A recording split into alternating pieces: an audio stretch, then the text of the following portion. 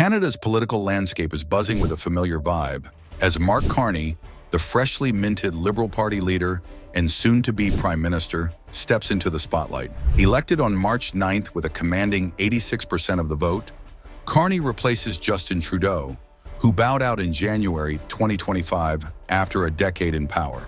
But for many Canadians, this handover feels less like a fresh start and more like hitting the replay button. Same progressive playbook, same trade war bravado, and whispers of cozying up to China. Is Carney just Trudeau in a banker's suit? Carney's resume screams finance, not politics. This man has never spent a single day in an elected office. The 59-year-old Titan steered the Bank of Canada 2008 to 2013 and the Bank of England 2013 to 2020 through choppy waters, earning global cred. Yet his political experience? Zilch. Trudeau at least had a stint as an MP and critic before charming his way to the top in 2015. Critics argue Carney's leap from boardrooms to Parliament Hill mirrors Trudeau's lightweight political prep, a rookie vibe that could spell trouble for a nation craving seasoned leadership. So here's the burning question. How does a former banker with no political experience plan to run an entire country? And more importantly, will he be any different from Justin Trudeau? Or are we about to repeat history? Let's look at the similarities. The trade war. Carney's picking up where Trudeau left off, locking horns with the US in a tariff tussle that's got everyone on edge. Trudeau famously clapped back at Trump's tariffs with a steely, "Canada will not be pushed around." Carney's victory speech echoed that defiance. "We can't let Trump succeed in tanking our economy," he vowed, promising to keep tariffs in play until the US blinks. Sound familiar?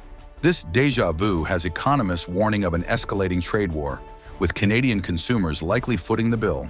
Again, there's someone who's trying to weaken our economy. And Donald Trump, as we know, has put, as the Prime Minister just said, unjustified tariffs on what we build, on what we sell, on how we make a living.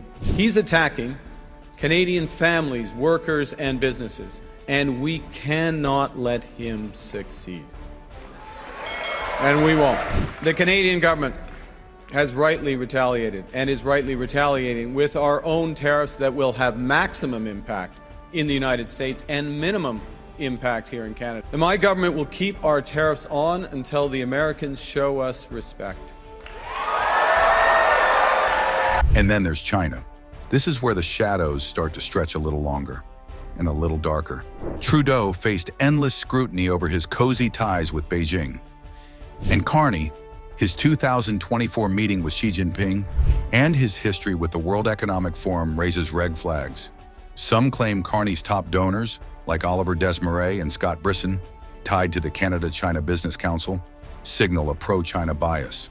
Others point to a leaked 2015 email from Dominic Barton, former McKinsey head and Canada's ex-ambassador to China, allegedly urging Carney to align Canadian fiscal policy with AIIB goals. While these claims lack full public verification, they fuel speculation about Carney's leanings. The whispers online are growing louder. Carney is just Trudeau in a banker's suit. But is there truth behind the skepticism? And more importantly, how much of Canada's future is being decided in backroom meetings, far from public scrutiny? For Canadians hoping for a break from Trudeau's drama, trade spats, foreign influence scandals, and all, Carney's arrival feels like a rerun.